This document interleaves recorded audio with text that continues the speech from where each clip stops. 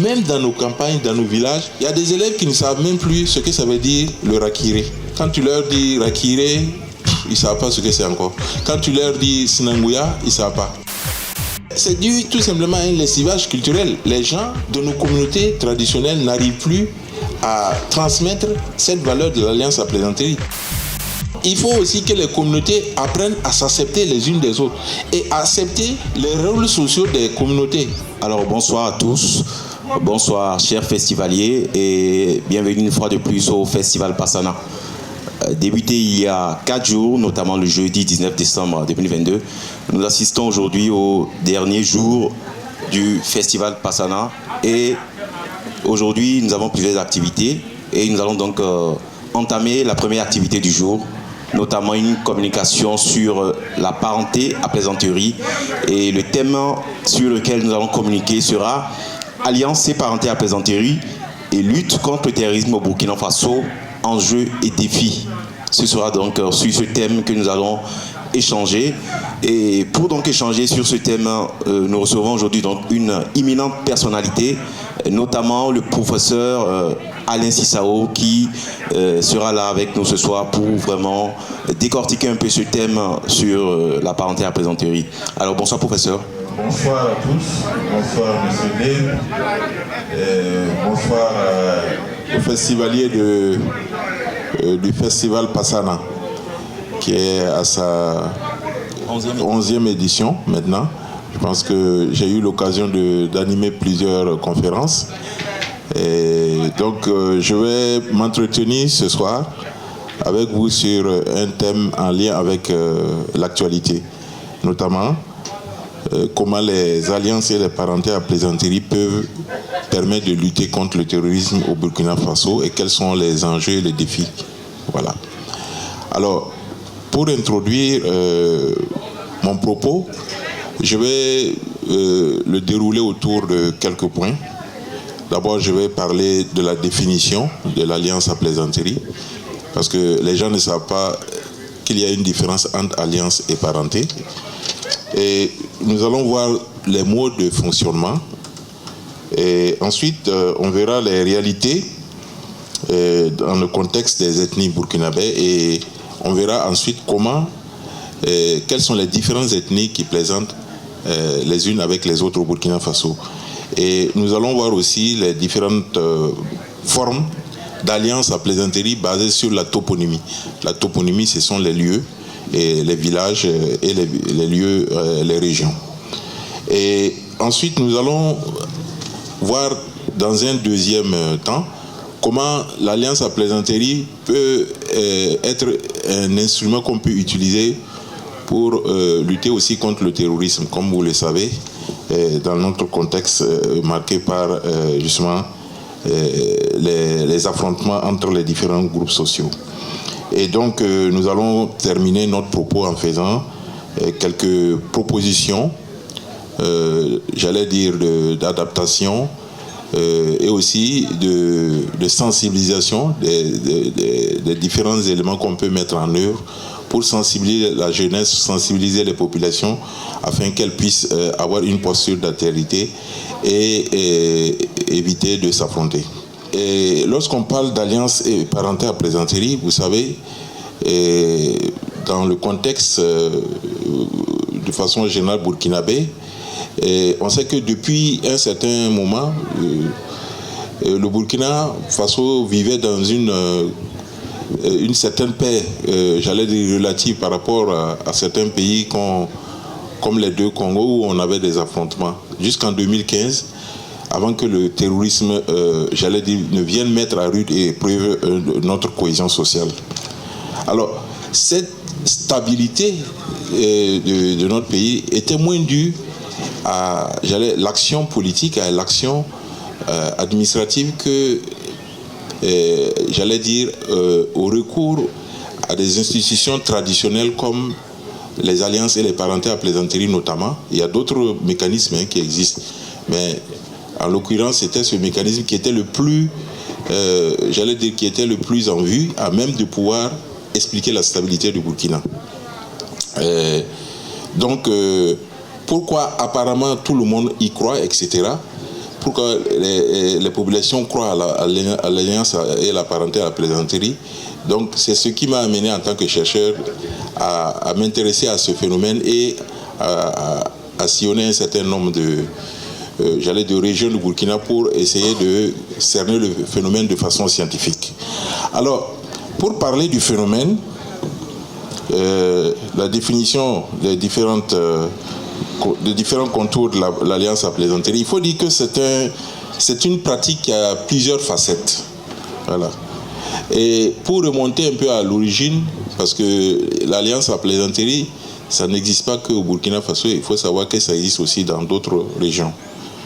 Et selon la littérature scientifique, c'est une expression qui a été introduite dans la littérature ethnographique par un Anglais qu'on appelle Louis en 1912, sous la forme de l'expression anglaise joking relationship, pour traduire en quelque sorte un terme qui était que les Indiens des plaines de l'Amérique du Nord désignaient en fait un certain nombre de conduites permissives, voire gestuelles, touchant à l'obscénité vis-à-vis d'individus ayant les mêmes, les mêmes attributions, appartenant au même clan et se trouvant dans une situation familiale précise.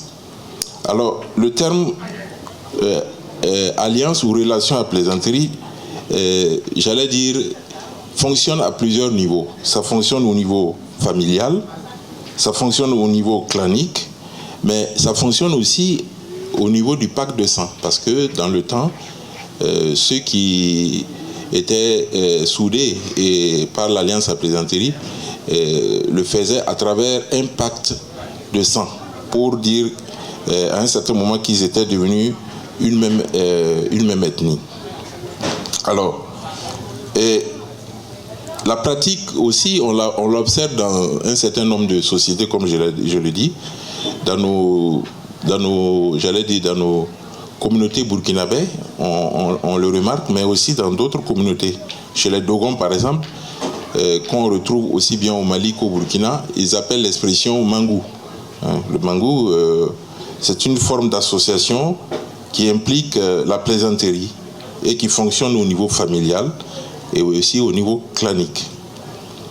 Entre différentes populations, les Dogons de la falaise sont parents avec les Bozo. Donc, ça explique l'alliance à plaisanterie entre Bozo et Dogon. Chez les Bantous, ils appellent le terme Utani. Et donc, chez les Azandais aussi, ça c'est un chercheur anglais qui s'appelle Ivan Pritchard, qui a fait des recherches au niveau des Noirs du Soudan. Ce phénomène existe et c'est un pacte de sang qui fonctionne entre différents groupes. Voilà. Et donc, l'alliance à plaisanterie aussi fonctionne à travers un certain nombre de jeux, notamment les vols rituels, qui peuvent être des éléments de fonctionnement de l'alliance à plaisanterie. Donc, il y a aussi une relation d'interdépendance. Parce que quand on est allié à plaisanterie avec un groupe, ou bien un groupe social ou une ethnie, il y a une dépendance vis-à-vis de ce groupe-là qui se manifeste dans des situations heureuses comme dans des situations difficiles. Donc, d'où l'interdépendance. Et il faut dire que l'alliance à plaisanterie ou la parenté à plaisanterie aussi fonctionne au niveau du mariage.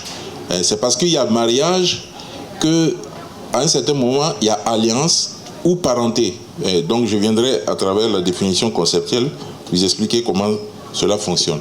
Il y a aussi ce qu'on peut appeler les pôles antagonistes.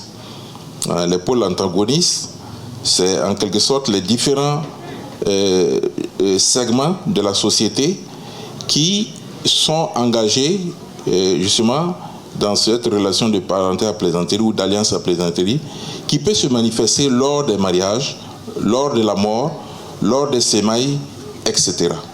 Donc il y a aussi un autre phénomène qui fonctionne avec l'alliance à plaisanterie, c'est la purification qui fonctionne à travers ce qu'on appelle l'alliance cathartique. Ça c'est un terme qui est introduit par un chercheur français qui s'appelle Marcel Guillot, il trouve que justement l'alliance à plaisanterie, c'est un phénomène qui fonctionne à travers l'alliance cathartique. Et la catharsis, c'est le fait de pouvoir, en quelque sorte, déverser son trop-plein et faire sortir les pulsions et les tensions qui sont contenues chez l'individu. Donc, il y a aussi une attitude de bouffonnerie qui se manifeste aussi dans le jeu de l'alliance à plaisanterie. Et ça, on verra ça avec les joutes oratoires, qui sont une des manifestations de cette bouffonnerie ou de cette satire sociale. Alors, il y a aussi le totémisme, qui montre que dans l'alliance à plaisanterie, il y a des totems, c'est-à-dire tout n'est pas permis. Il y a des interdits. Il y a notamment l'interdit de saigner. On ne doit pas verser le sang de son allié à plaisanterie. Il y a l'interdit, de désigner les défauts physiques. Il y a aussi l'interdit d'insulter la mère, parce que la mère n'appartient pas au même groupe que le père. Dans l'alliance à plaisanterie aussi, il y a un autre phénomène qui se manifeste, c'est l'affirmation de la supériorité. Parce que quand vous voyez deux alliés à plaisanterie qui plaisantent, il y a l'un qui dit « Ah, tu es mon esclave », l'autre aussi de répondre « Tu es mon esclave ».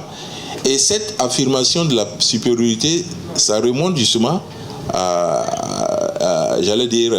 l'origine de l'alliance à plaisanterie, qui en quelque sorte indique les liens qui ont existé entre ces différents groupes-là. Donc il y a aussi un sentiment fort de communauté, parce que l'alliance à plaisanterie fonctionne non pas sur l'individu, mais sur la communauté. On s'adresse à la communauté et non à l'individu. Voilà. Alors, c'est aussi des formes de communication sociale, parce qu'on passe par la parole pour pouvoir, transmettre un message. Et donc, c'est dans cette perspective que Yamba André parle de communication sociale dans l'alliance à plaisanterie. Alors,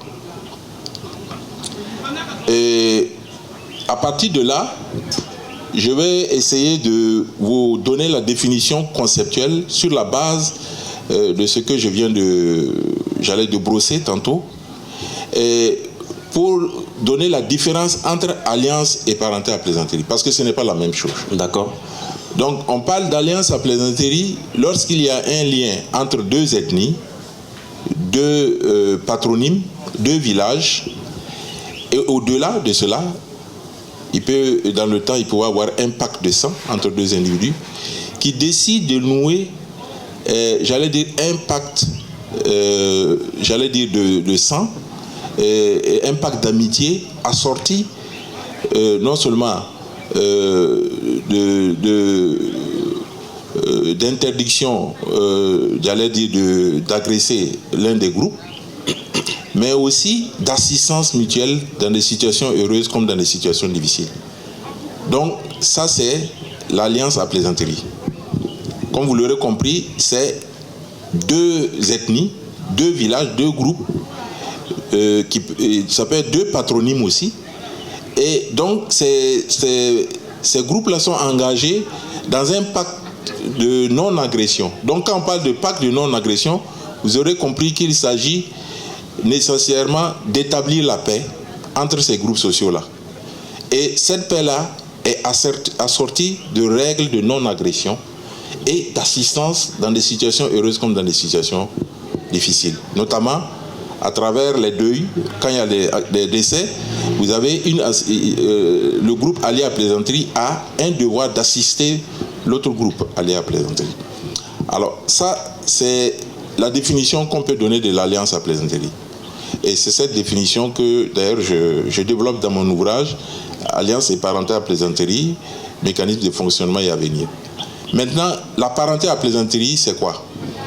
La parenté à plaisanterie, c'est lorsqu'il y a un lien, de consanguinité, donc dans la famille. Lorsque, par exemple, le grand-père plaisante avec la petite fille, la grand-mère avec le petit-fils, et le mari de la tante paternelle, vous pouvez plaisanter avec le mari de votre tante paternelle, où les sœurs cadettes de l'épouse peuvent plaisanter avec le mari de leur sœur.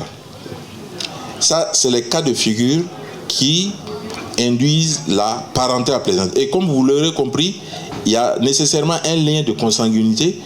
Voilà pourquoi on parle de parenté à plaisanterie. Voilà. Et c'est différent de l'alliance à plaisanterie. Donc c'est ça la définition conceptuelle. Alors, il faut dire qu'au Burkina ici, nous avons une soixantaine de groupes ethniques et je dirais quelque part, chaque groupe a au moins un allié à plaisanterie. Voilà. Et ce qui permet de dégager en quelque sorte une sorte de cartographie des ethnies alliées à plaisanterie au Burkina Faso. Alors, si on prend par exemple le groupe des Sans, qu'on appelle des Sans, c'est ça l'autonyme, communément appelé les Samo. Les Samo plaisantent avec les Mossé.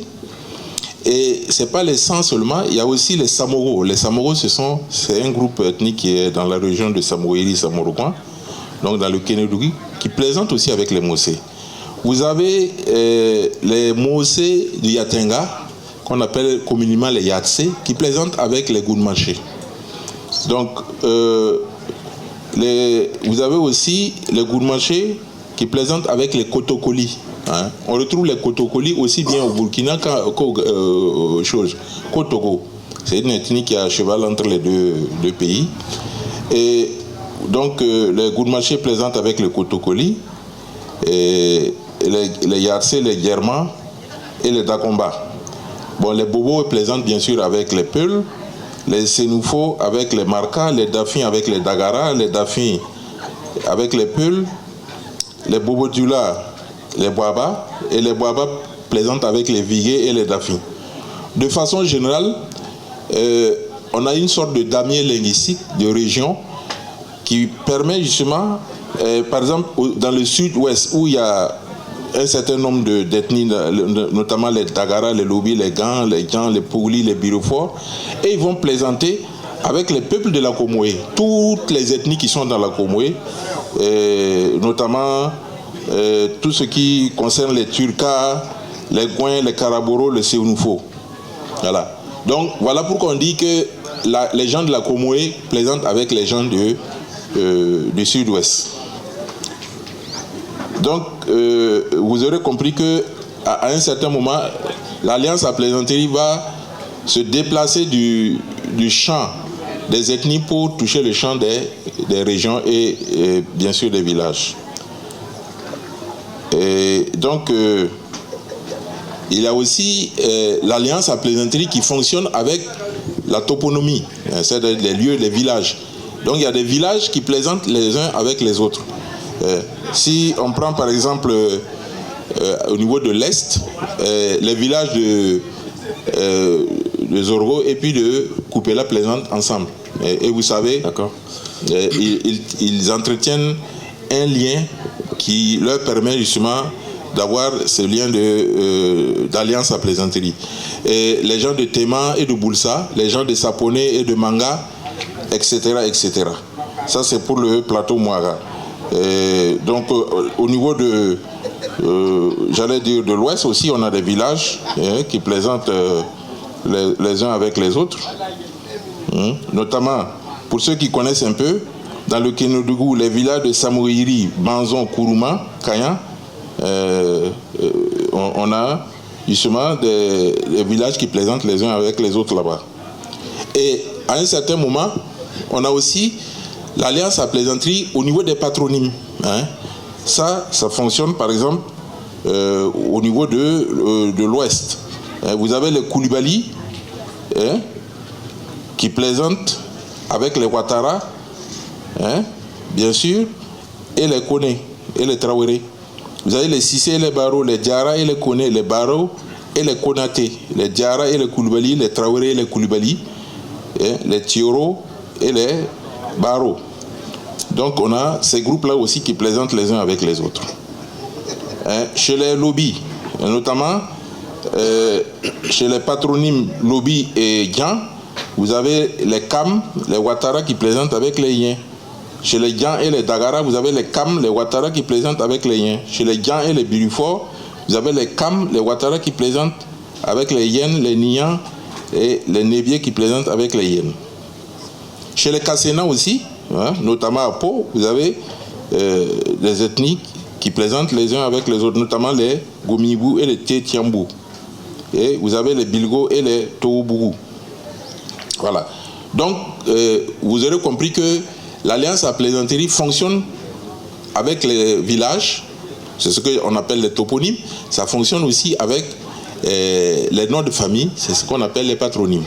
D'accord. Voilà. Donc, voici un peu ce que je peux dire avant d'enchaîner avec la deuxième partie de mon propos, pour parler essentiellement de comment on peut utiliser l'alliance à plaisanterie pour lutter contre le terrorisme, nonobstant la situation que nous connaissons un peu au Burkina ici. D'accord. Avant donc d'aborder cette deuxième partie, j'ai une préoccupation. Est-ce que vous pouvez revenir un peu sur la particularité de chaque ethnie? Oui. Notamment, quand vous parlez de particularité, qu'est-ce que vous entendez? Quand je parle de particularité, quand on prend l'ethnie Peul, on sait qu'on pense déjà au lait, par exemple. Oui. Voilà, donc c'est un peu dans ce contexte. Ah ouais, là vous parlez ici des symboles alimentaires. Voilà. D'accord. Bon, on va parler un peu des symboles alimentaires. Bon, pour ce qui est, par exemple, entre les Bissa, hein, les Bissa et les Gouroussi, le symbole alimentaire pour les Gouroussi, c'est la tête de chien. Hein. D'accord. Quand on montre la tête de chien, il y a d'ailleurs une anecdote, ce qu'on appelle les récits fondateurs de l'Alliance à plaisanterie, qui montre qu'entre les ethnies Bissa et Samo, ils se sont séparés à cause d'une tête de chien. Donc, c'est la tête de chien qui a amené un peu... Autrement, ils étaient des frères au départ. Et donc, un autre symbole alimentaire pour les Bissa, mais c'est uniquement les Bissa qui sont allés à plaisanterie avec les Gouroussi. Pas les Samo. Les Samo, on va venir. Donc, donc pour les Bissa, c'est les arachides. Donc, dès qu'on monte un panier d'arachides ou une calebasse d'arachides, on sait que c'est les Bissa. Là, c'est les Bissa. Maintenant, pour les Peuls, ils ont au moins 7 alliés à plaisanterie. 7? Oui, ça vaut, au Burkina. Ouais. Bon, ils plaisantent avec les Bobos. D'accord. Les Peuls plaisantent avec les... comment dirais-je, avec les Yarcé. Ça fait 2 déjà. Ils plaisantent aussi avec les forgerons. D'accord, ça fait 3. Voilà, ils plaisantent aussi avec, comment dirais-je, à l'intérieur du groupe Mouaga, il y a des composantes, notamment avec lesquelles aussi ils plaisantent. Si on essaie de faire la nomenclature, en tout cas, il ressort que les Peuls, en principe, c'est l'ethnie qui a le plus grand nombre d'alliés à plaisanterie. Si je prends mon ouvrage, je pense à la dernière page, pour ceux qui ont lu l'ouvrage, je vous invite d'ailleurs à l'acheter. Et vous allez voir au niveau des Peuls, Peuls, c'est le Fulfulde. Ouais.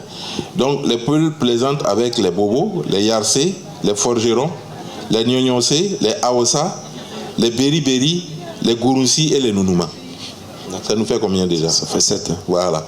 Donc c'est l'ethnie qui a vraiment le plus grand nombre d'alliés à plaisanterie au Burkina.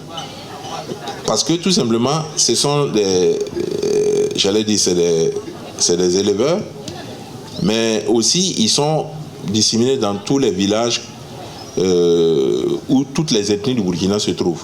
On a des Peuls à l'est, on a des Peuls au centre, on a des Peuls au nord, à l'ouest, etc. Donc c'est vraiment l'ethnie transversale du Burkina. Voilà. Alors pour continuer à parler des symboles alimentaires, nous avons pour les Samo et les Mossé, vous avez le Zomkom. Vous connaissez la chanson de Bamoro, Bamoro Jean-Pierre, Bamoro non? qui a chanté Pananki Panazoué. Voilà. Samorozuka Parozomko Mouniou. Voilà. Donc, c'est le Zomkom qui est le symbole de l'alliance à plaisanterie entre les Samo et les Mossé. Voilà. Donc quand on montre le Zomkom, voilà, c'est un peu pour taquiner les Samo, pour dire que bon, le Samo il a volé le Zomkom de sa femme pour boire, quoi. Bon, ce qui est vraiment risible, parce que si le Zomkom appartient à sa femme, donc en principe ça devait être voilà. Donc il y a aussi d'autres symboles alimentaires entre toujours les peuls, hein, et puis les bobos, c'est le chitoumou que vous connaissez, notamment les chenilles. Les chenilles, ouais. C'est le symbole de l'alliance à plaisanterie entre les peuls et les bobos. Voilà. De façon générale, on a amplifié ça un peu à toutes les ethnies. Dès qu'on voit les chenilles, on sait tout de suite que c'est un clin d'œil aux bobos. Voilà. Et vous avez aussi comment dirais-je, les kasena, c'est le kazanga, qui est un plat. Ouais, c'est un plat traditionnel des kasena. C'est le kazanga qui est le symbole alimentaire de l'alliance à plaisanterie, aussi avec les bissa. Quand on parle de kazanga, etc. Voilà. Donc, il y a bien sûr d'autres types de symboles alimentaires. Hein. Voilà. Ouais. Donc, il y a aussi des symboles sociaux ou des symboles culturels. Par exemple, entre les habitants de Manga et les habitants de Sapone, il y a cette alliance à plaisanterie. Lorsque on voit par exemple des fils électriques, on dit ah tiens, ça ce sont les attributs des gens de Manga, parce qu'on les traite de sorciers. Ils peuvent se transformer en feu, voilà. Et quand on voit un feu dans la nuit, on pense à un sorcier qui se déplace. Donc par extension, le fil électrique, parfois il y a du feu, on dit ah voilà, c'est quelqu'un de Manga, comme ils sont traités de sorciers. Voilà, tout ça c'est l'alliance à plaisanterie. Hein. Voilà. Il y a la cola, d'ailleurs, vous voyez la cola que j'ai utilisée pour la couverture de mon livre, qui symbolise l'alliance à plaisanterie. Pour les Yarcé, par exemple, c'est la cola, hein, avec les Mossé, les Peuls, etc. Parce que c'est le symbole qui introduit la paix, qui introduit la cohésion sociale, et aussi qui scelle le pacte de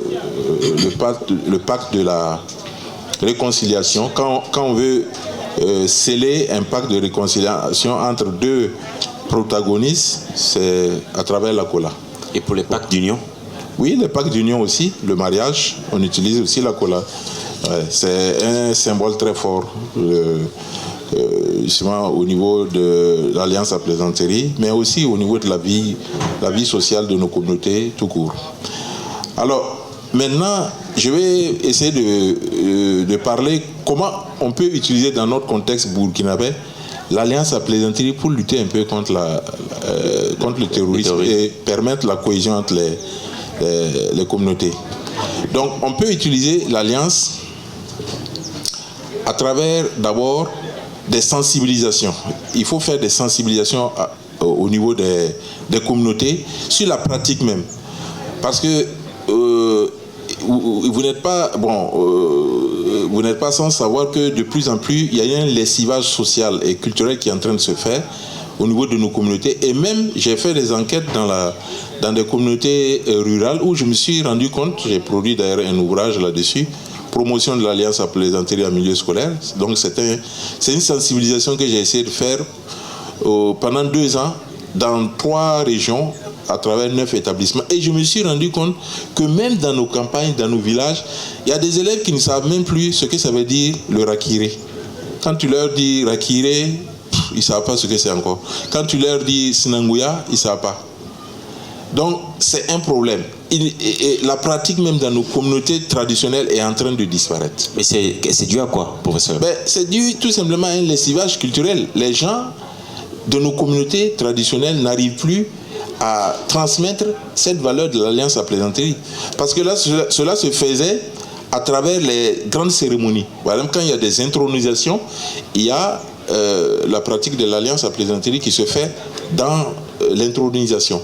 Il y a un moment où, en quelque sorte, on vient avec des symboles alimentaires où il y a des groupes sociaux qui viennent manifester leur présence ou leur allégeance ou leur attachement au roi à travers l'alliance à plaisanterie. Et ça, on ne voit plus ça.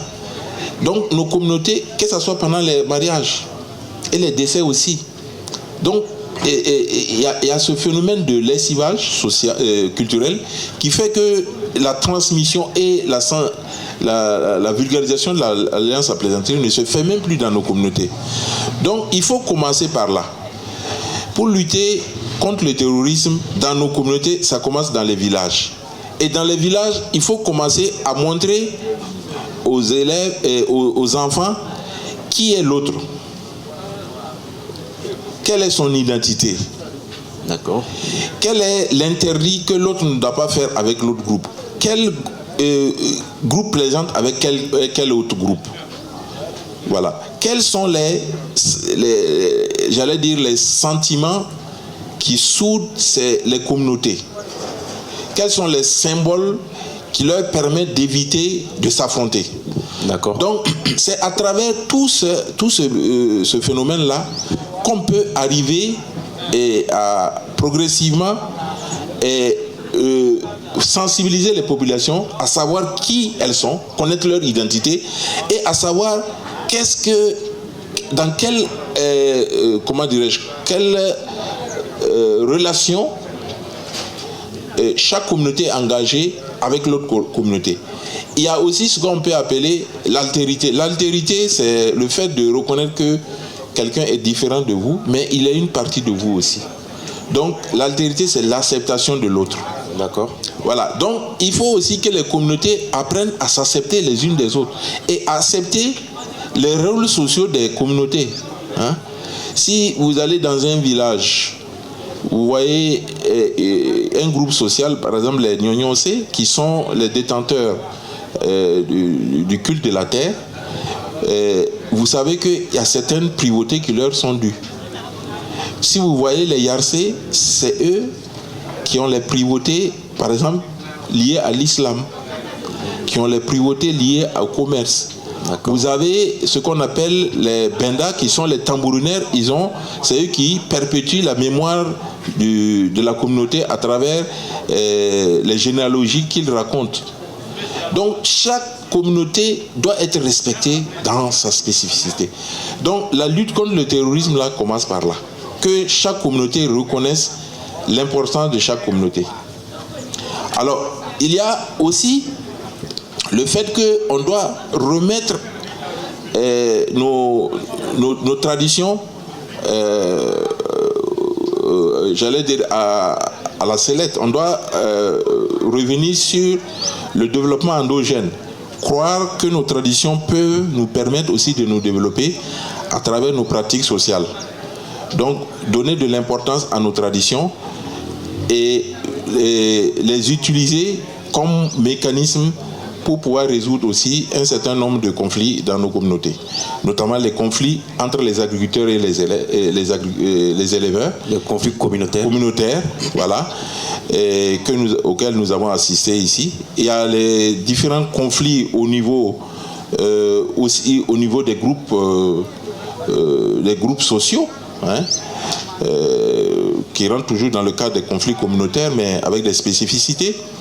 Il y a des conflits, je ne dirais pas interethniques, mais aussi qui peuvent, comment dirais-je, à un certain moment, complètement se transformer en conflit ethnique. Il y a le risque de glissement qui consiste à ostraciser une ethnie en pensant qu'un individu qui a posé un acte et c'est toute l'ethnie qui est condamnée. Il faut éviter ça aussi. Okay. Et donc, tout ça, c'est des mécanismes qu'on peut utiliser. Et aussi, la sensibilisation, en mettant en place, par exemple, des programmes dans nos villages, dans nos écoles, dans nos universités, qui permettent d'enseigner l'alliance à plaisanterie. Voilà. Et si on arrive à mettre ce type de programme, il va de soi qu'on pourra inverser la tendance et éviter que les communautés s'affrontent les unes les autres et remettre nos traditions en valeur, remettre nos communautés en synergie les unes avec les autres dans la perspective d'un vivre ensemble. Donc voici en quelque sorte des mécanismes qu'on peut utiliser pour permettre de lutter contre le terrorisme et justement les conflits communautaires que nous connaissons de par-ci par-là. Et généralement ces conflits aussi sont provoqués par bien sûr l'arrivée et l'ingurgitation de concepts étrangers. Par exemple, on vient avec des religions qui sont importées. Voilà, des religions importées ou des religions qui adoptent des postures de radicalité, de radicalisation et de condamnation des pratiques des autres religions. Et donc tout ça, c'est des phénomènes qu'il faut, j'allais dire, essayer de combattre, mais en le faisant à travers la culture, en le faisant aussi à travers l'alliance et la parenté à plaisanterie. Professeur, vous avez parlé tout à l'heure de mécanismes. Alors, en parlant de ces mécanismes qu'on pourrait éventuellement mettre en place pour obtenir des résultats à long terme, notamment pour une amélioration de notre culture, est-ce que de votre côté, il y a déjà une requête qui a été faite à l'échelle nationale pour l'introduction de la parenté à plaisanterie au programme, dans les programmes scolaires? Oui, ça fait déjà... J'ai écrit ce livre en 2002. Nous sommes en 2024. 2024. Ça fait combien d'ans? 22 ans. Voilà, ça fait 22 ans que j'ai écrit ce livre. Ça fait 22 ans que je plaide pour une introduction. C'est bien ce livre? Oui, oui, c'est ce livre. Okay. Ça fait 22 ans que je plaide pour une introduction des modules d'enseignement de l'Alliance et de la parenté à plaisanterie dans notre système éducatif. Et même aux États généraux de l'éducation, qui s'était tenu, je pense, en 2020, où j'ai fait une proposition pour l'introduction du curricula d'enseignement de l'Alliance à plaisanterie dans notre système éducatif, depuis la maternelle jusqu'à l'université. Et je pense que c'est important, c'est indispensable de pouvoir introduire cet enseignement-là pour l'équilibre de nos sociétés et pour leur épanouissement. Est-ce qu'il y a eu un retour des autorités là-dessus? Malheureusement, non. Il n'y a pas un retour jusqu'à présent des autorités. Il y a toujours Je suis sollicité pour des conférences, je suis sollicité pour certaines expertises. Et même, il y a les ressortissants du Sud-Ouest et puis de la Comoé qui ont introduit un vaste projet au niveau du ministère de l'Enseignement supérieur. Et le ministre m'avait choisi comme personne ressource pour faire une grande étude sur l'Alliance à plaisanterie avec les communautés du Sud-Ouest et de la Comoé. Mais c'est un projet qui a été, je ne sais pas à quel niveau il se trouve actuellement. Et donc, il y a aussi l'inscription de l'Alliance à plaisanterie dans le patrimoine culturel comme patrimoine immatériel. Tout comme on a inscrit les ruines de l'Europénie, les peintures murales de Cassena de Pau, j'ai aussi plaidé pour l'inscription de la parenté à plaisanterie dans le patrimoine immatériel de l'UNESCO. Donc ça, c'est aussi des chantiers que les autorités peuvent aussi appuyer, parce que ce n'est pas uniquement le Burkina, on a quelques pays de la sous-région, et l'avantage c'est qu'on a l'AES maintenant, on peut, j'allais dire, faire une inscription avec les pays de l'AES. Ça peut se faire, et même étendre à d'autres pays, éventuellement. Et je dirais que l'Alliance et la parenté à plaisanterie, c'est une pratique sociale du Burkina Faso qu'on peut utiliser aussi comme label, comme on a labellisé le chapeau de Sapone. Mais c'est à nous de savoir l'utiliser. Par exemple, quand vous allez au Mali, il y a des étrangers qui arrivent là-bas et qui prennent des noms maliens, par exemple Bagayo, ou bien les noms liés à, par exemple, à des groupes sociaux, les griots, etc. Donc, au Burkina, on peut utiliser aussi l'Alliance à plaisanterie comme un label aussi culturel. Et tout reste dans la manière où on peut fédérer nos énergies et fédérer nos différentes communautés pour parvenir à cette forme d'altérité aussi à vendre une image de notre culture. J'ai assisté il y a 2 ans à une soutenante de thèse à l'université de Rennes en France, où une étudiante française a fait un travail sur la parenté à plaisanterie au Burkina Faso comme ce qu'elle appelle une alter-culturalité. Comment on peut utiliser les concepts de l'alter-culturalité comme la parenté à plaisanterie pour permettre de pacifier des communautés et même des petites communautés vivant en France. Voilà. Donc je pense qu'on a quelque chose d'important ici dont on ne prend pas souvent conscience et qui peut non seulement aider nos communautés et aussi être un label pour notre image à l'extérieur. J'ai 2 questions pour vous, professeur. Quel exemple concret existe où la parenté à plaisanterie a aidé à éviter des conflits ou à apaiser des tensions? Des exemples concrets au Burkina Faso, s'il y en a. Aussi, une autre question, les jeunes sont souvent ciblés par les groupes terroristes. Comment les sensibiliser à l'importance de la parenté à plaisanterie pour maintenir la paix? Et pour répondre à la première question, quels sont les exemples où la parenté à plaisanterie a permis de résoudre et d'éviter des conflits? Bon, dans mon ouvrage, j'en parle. Et le premier exemple que je vais vous donner, c'est à l'Est, dans le temps, entre les communautés Zaosé et les Yana. Vous savez, ce sont des alliés à plaisanterie. Donc, il y a eu une année à Fada où il y a eu un affrontement entre ces 2 communautés-là. En fait, il a failli avoir un affrontement entre les 2 communautés parce qu'il y a eu une altercation entre un Yana et un Zaouga.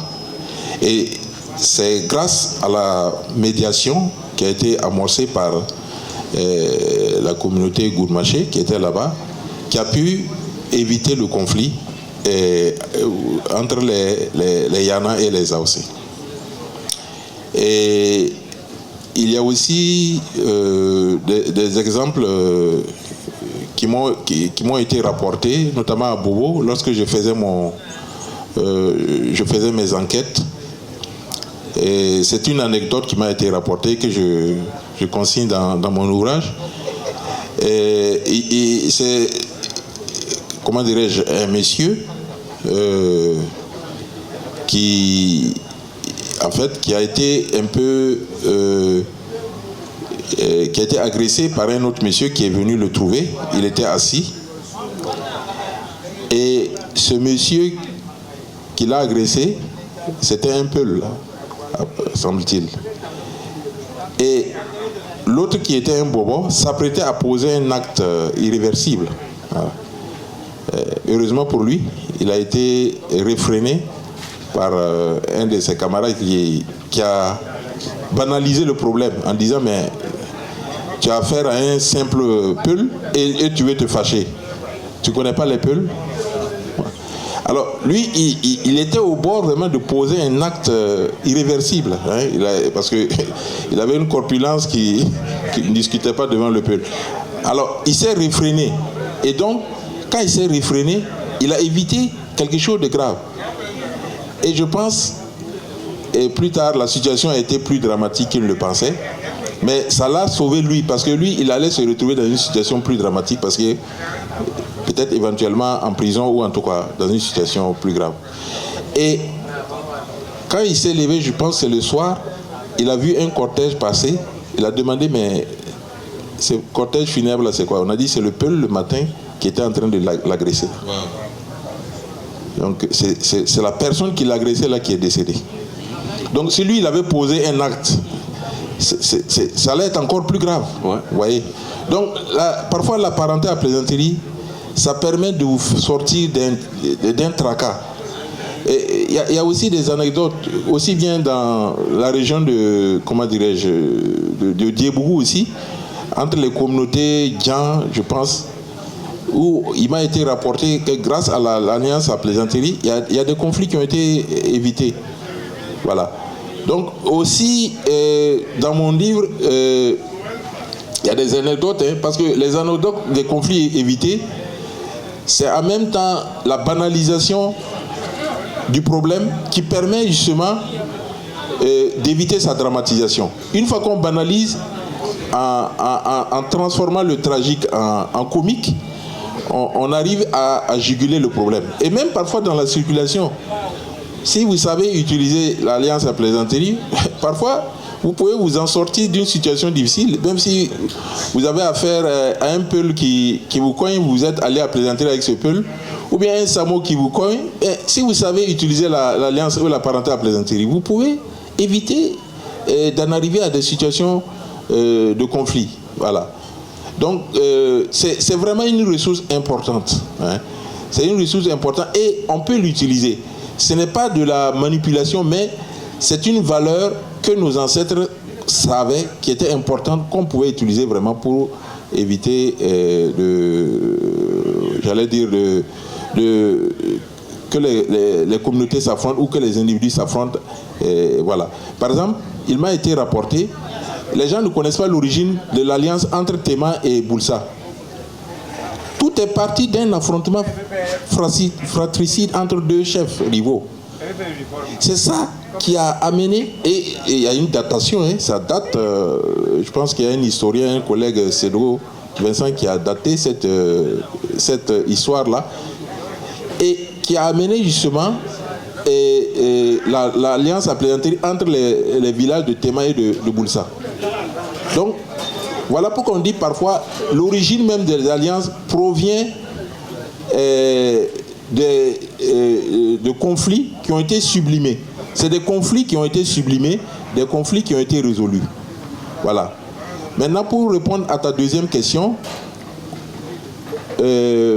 comment on peut éviter que les jeunes soient enrôlés dans les groupes terroristes en ayant recours, par exemple, à la parenté à plaisanterie. Je pense, j'ai esquissé un peu, la réponse quand j'ai abordé le problème. Il faut faire un travail de sensibilisation. Il faut remettre nos traditions, au centre de notre développement. Parce que sans culture, un peuple n'a pas d'identité. Tout à fait. N'a pas d'âme.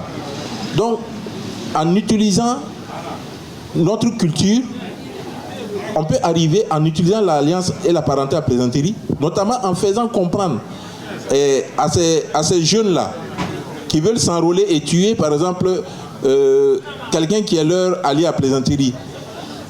Quelque part, si on lui fait comprendre que dans les traditions et dans lui-même son être intrinsèque, c'est interdit.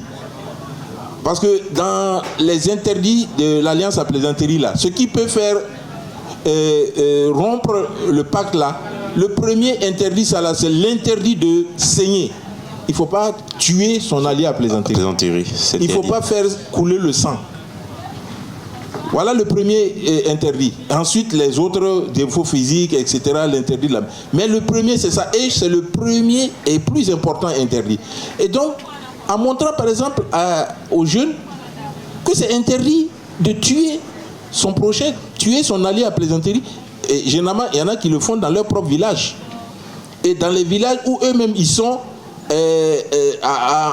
ils vivent en symbiose avec les autres communautés. Donc, par ricochet, nécessairement tu as un allié à plaisanterie auquel tu vas t'attaquer. Et quand tu t'attaques à ton allié à plaisanterie, quelque part, comme on le dit au niveau du modernisme, tu portes le karma. Tu portes le karma. C'est-à-dire, tu portes toute la charge, les conséquences de tes actes qui vont te poursuivre jusqu'à tes derniers jours. Et donc, en montrant ces interdits-là aux jeunes qui veulent justement s'enrôler dans l'alliance, dans le terrorisme, ça peut être aussi une porte pour éviter que nos jeunes puissent, malgré l'attrait de l'argent, l'attrait de certaines situations matérielles, qu'ils comprennent que spirituellement, c'est des choses qui vont les amener à leur perte. Donc, je pense, c'est ça, il faut commencer par ces sensibilisations-là. Et donc, c'est culturel.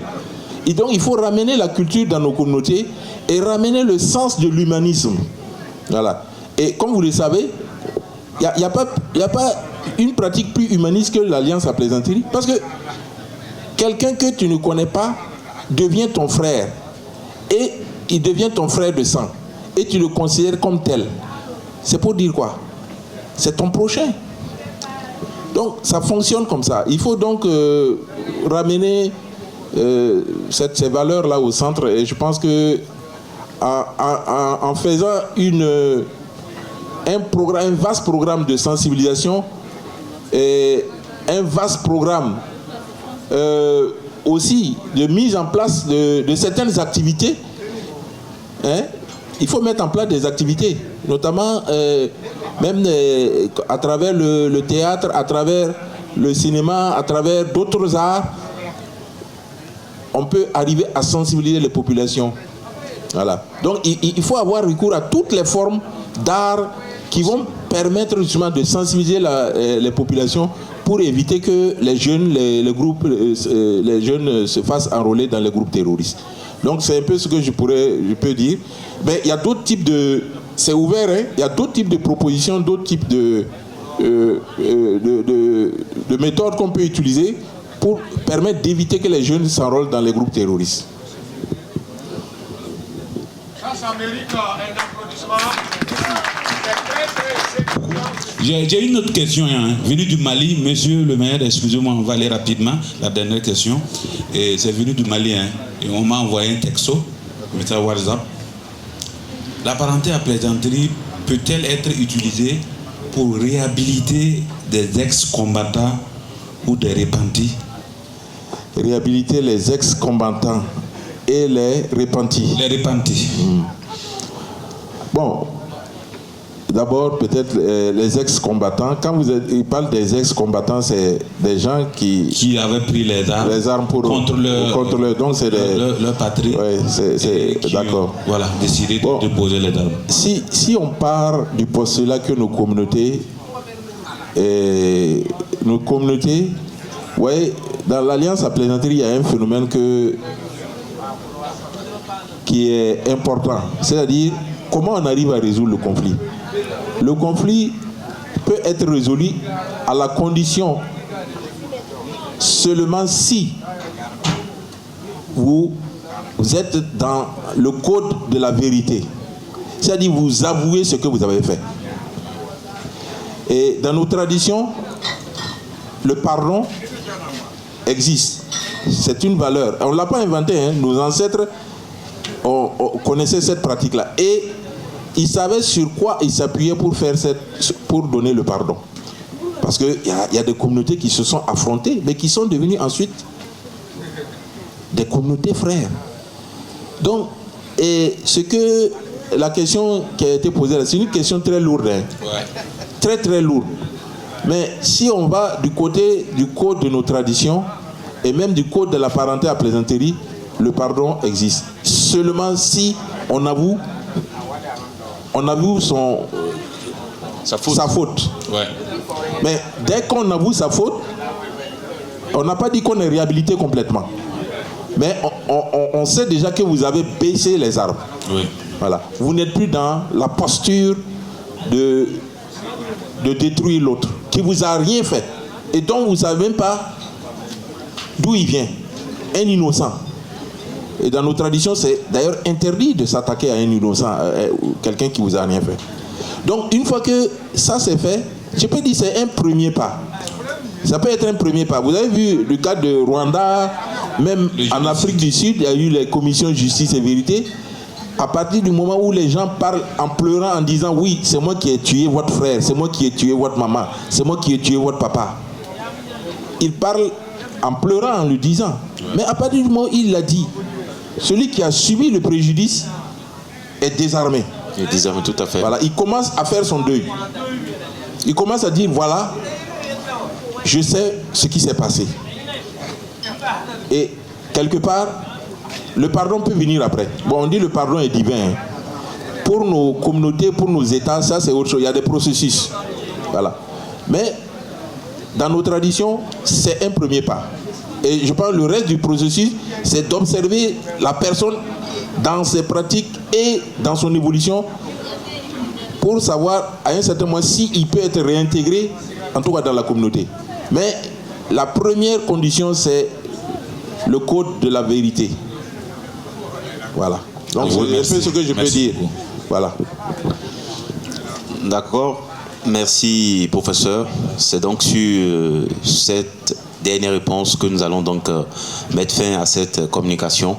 Merci beaucoup pour votre présence. Merci de nous avoir égayés ce soir avec toutes ces belles informations sur la culture. Merci, professeur. Je vous en prie.